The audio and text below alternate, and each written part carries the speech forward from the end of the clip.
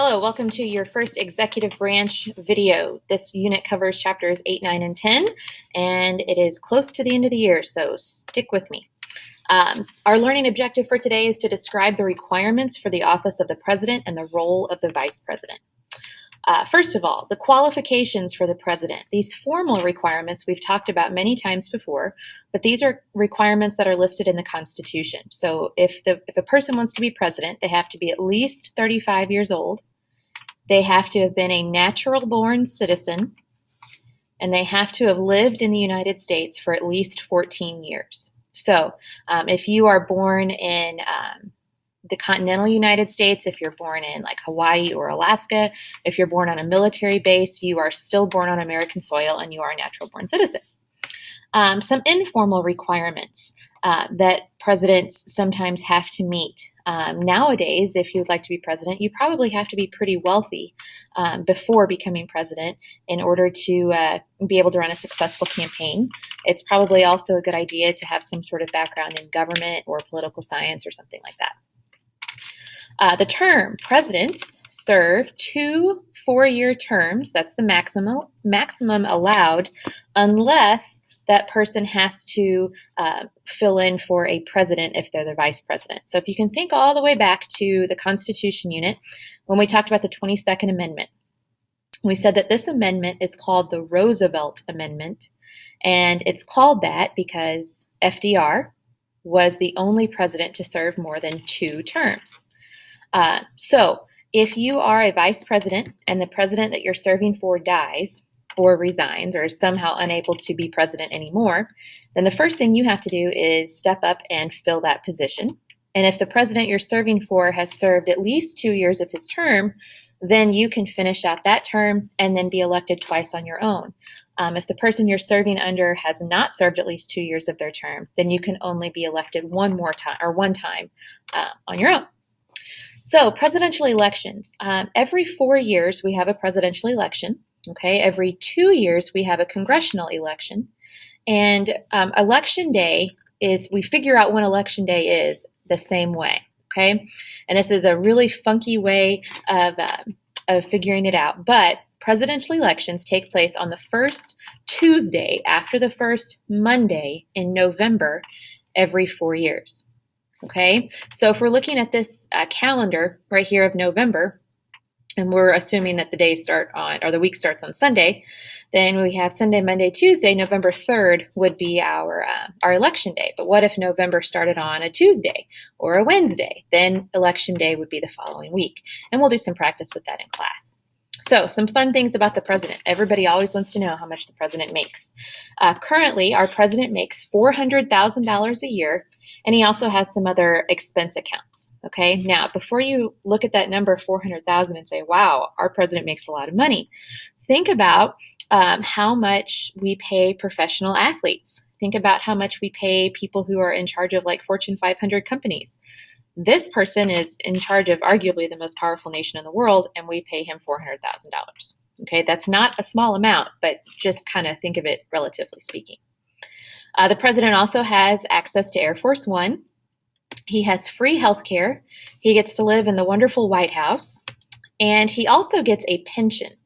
And a pension is like a retirement account, and there's a whole bunch of different stuff that goes into how much the president makes after he's no longer president. But his pension, like just his retirement right now, is $201,000 a year.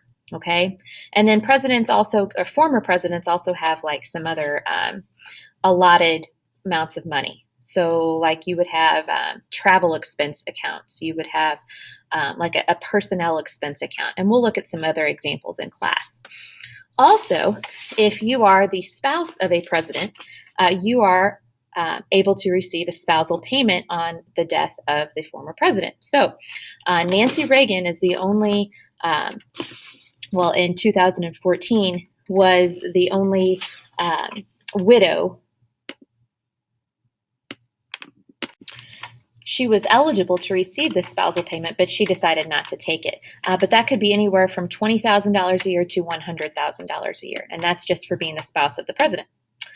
Moving on to presidential succession. So the 25th Amendment was passed in the 1960s. And it basically says that if something happens to the president, then the vice president has to take over and has to fulfill those responsibilities. We have an example also of when, if there's ever a vacancy in the office of the vice president.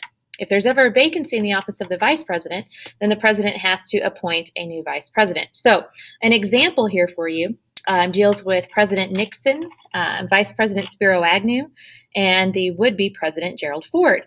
If you can think back to the Watergate discussion in the video that we watched, we know that Nixon became the first president to resign from office, which means that his vice president had to take over. Well, his vice president, his first vice president, Spiro Agnew, actually resigned from office as part of a plea deal in a tax evasion case.